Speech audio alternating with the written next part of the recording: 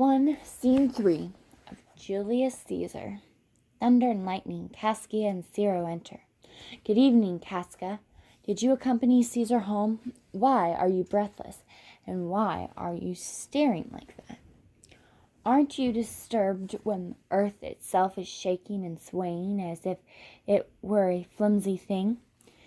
Ciro, I've seen storms in which the angry winds split old oak trees, and I've seen the ocean swell, rage, and foam, as if it wanted to reach the storm clouds. But never before tonight, never until now, have I experienced a storm that drops fire. Either there are wars in heaven, or else the world, too insolent towards the gods, provokes them to send destruction. What? Have you seen something so strange that it is clearly an omen from the gods? A common slave, you'd know him if you saw him, held up his left hand, which flamed and burned like 20 torches together, and yet his hand was immune to the fire and didn't get burned. Also, I've kept my sword unstealth. Since I saw this in front of the Capitol, I met a lion who looked at me and strutted by without bothering to attack me. And there were 100 spooked women huddled together in fear, who swore they saw men on fire walk up and down the streets. And yesterday, the night owl sat hooting and shrieking in the marketplace at noon. When all these extraordinary things happen at once, we shouldn't say these happenings can be explained rationally. They're natural enough. I think these things are omens of things to come in our country.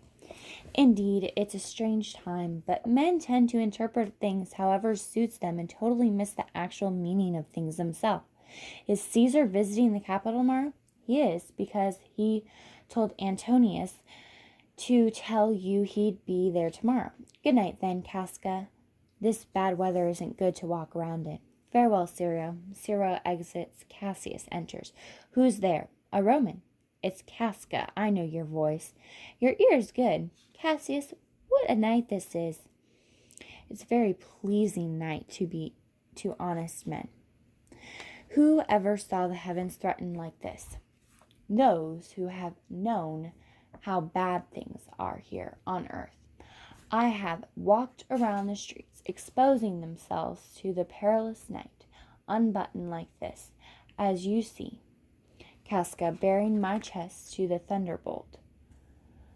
When the forked blue lightning seemed to break open, I put myself right there. I thought it would hit.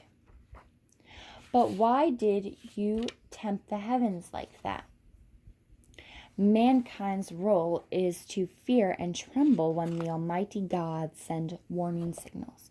You're acting stupid, Casca, and you lack the quick wits that a Roman should have, or else you don't use them.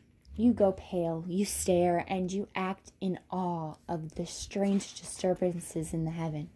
But if you thought about the real reasons for all these fires, all these gliding ghosts, for why birds and animals abandon their natural behavior, why old men, fools, and children make predictions, why all sorts of things have departed from the unusual course of their natures and become monstrosities, then you'd understand that heaven had them act this way, so they would serve as frightening warnings of an unnatural state to come. Right this minute, Casca, I could name a man who's just like this dreadful night. A man who thunders, throws lightning, splits open graves, and roars like the lion in the Capitol. A man no mightier than you or I in ability, yet grown as huge and frightening as tonight's strange happenings. You're talking about Caesar, right, Cassius? Let it be who it is. Romans today still have powerful bodies of their ancestors. but unfortunately we don't have their manly spirits, and instead we take after our mothers. Our tolerance for slavery and oppression shows us to be weak like women. Indeed, they say that the senators plan to establish Caesar as a king tomorrow, and he'll wear his crown at sea and on land everywhere except here in Italy. I know where I'll wear this dagger. Then I'll kill myself to save myself from slavery. In suicide, gods make the weak strong. In suicide, gods allow tyrants to be defeated. No stony tower, no brass walls, no airless dungeon, no iron chains can contain a strong mind. But if a man becomes weary of these obstacles, he can always kill himself. Let everyone beware. I can shake off the tyranny that now oppresses me whenever I choose. Thunder continues. So can I.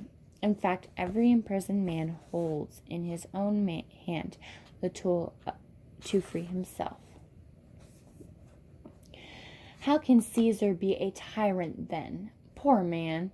I know he wouldn't be a wolf and the Romans didn't act like sheep. He couldn't be a lion if the Romans weren't such easy prey. People who want to start a big fire quickly start with little twigs. Rome becomes complete trash, nothing but rubbish and garbage.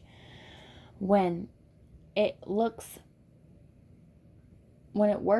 to light up the ambitions of someone as worthless as Caesar, but oh no. What have I said in my grief? I might be speaking to someone who wants to be a slave, in which case I'll be held accountable for my words. But I'm armed and I don't care about danger. You're talking to Casca, not to some smiling two-faced tattletale. Say no more. Shake my hand. If you're joining together to right these wrongs, I'll go as far as any one of you. That's a deal. Now let me tell you, Casca, I have already convinced some of the noblest Romans to join me in an honorable but dangerous mission, and I know that by now they're waiting for me on the porch outside Pompey's theater. We're meeting on this fearful night because no one is out on the streets. The sky tonight looks bloody, fiery, and terrible, just like the work we have to do. Cinna enters. Hide for a minute. Someone's approaching fast. It's Cinna. I recognize his walk. He's a friend. Cinna, where are you going in such a hurry? To find you. Who's that? Maltus Kimber? No, it's Casca. Someone who's going to work with us. Aren't the others waiting for me, Cinna? I am glad Casca is with us. What a fearful night this is. 2 or 3 of us have seen strange things. Are the others waiting? Tell me. Yes, they are. Oh, Cassius, if you could only convince Brutus to join us. Don't worry, good Cinna. Take this paper and be sure to lay it in front of the judge's chair where Brutus sits, so he'll find it. And throw this one in his window and attach this one with wax to the statue of Brutus's ancestor, old Brutus. When you've finished all this, return to the porch of Pompey's theater, where you'll find us. Are Decius, Brutus, and Tiberius there? Everyone's there except Miltius Cimber, and he's gone to look for you at your house. Well, I'll hurry and put these papers where you told me. When you finish, go back to Pompey's theater. Cinna exits. Come on, Casca, you and I will go see Brutus at his house before sunrise. He's 3/4 on our side already, and we'll win him over entirely at this meeting. Oh, the people will love him well. Things that would look bad if we did them, Brutus could do and look virtuous, just like an alchemist turns worthless tin to gold. Yes, you're absolutely right about how worthy Brutus is and how much we need him. Let's go, because it's already after midnight and we want him on our side before daylight. They exit.